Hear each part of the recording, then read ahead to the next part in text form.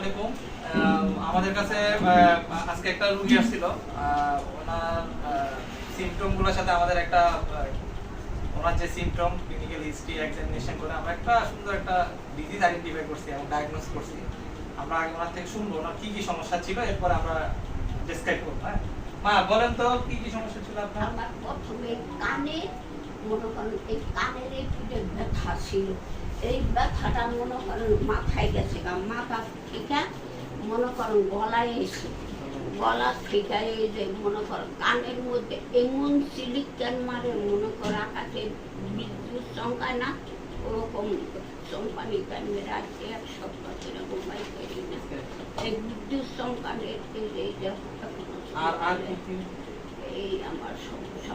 শুধু কি এই কানের সমস্যা না ওই কানে? আর এই কানের সমস্যার সাথে কি হয়েছে আপনার? আর কোনো সমস্যা না। আর কানের ভিতরে একটু গোটা গোটা হইছে। কানের ভিতরে গোটা গোটা হচ্ছে? এই সাইডের ভিতরে না, ওগুলা ফাটাই ফেলছেন না? পাকে না, এমনি মনে করেন। আর এর সাথে কি চেহারা ইয়া হইছে? এর সাথে মুখ বাঁকা হইছে না? ওনার হিস্ট্রি ছিল ওনার কানে হচ্ছে গোটা গোটা কিছু উঠছিল, কিছু একটা, আর সাথে ওনার হচ্ছে মুখটা বাঁকায় গেছে। এখন আমরা ইয়ার এক্সামিনেশন করে দেখলাম যে কানের মধ্যে ওনার হচ্ছে যে লেফট ইয়ারে বেসিকল ছিল, যেগুলো হচ্ছে হার্টবিট জোস্টার হিসেবে আমরা আইডেন্টিফাই করছি।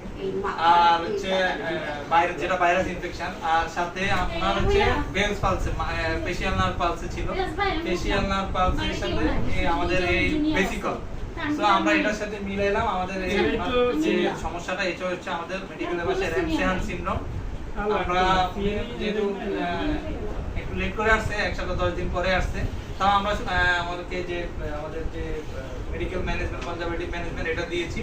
ওটা আশা করি ইনশাআল্লাহ আমরা 1 সপ্তাহ 2 সপ্তাহ পরে আবার আসলে আমরা আপনাদের দেখাবো, ইনশাআল্লাহ ইনপুট করব। ঠিক আছে মা, দরকার। আসসালামু আলাইকুম।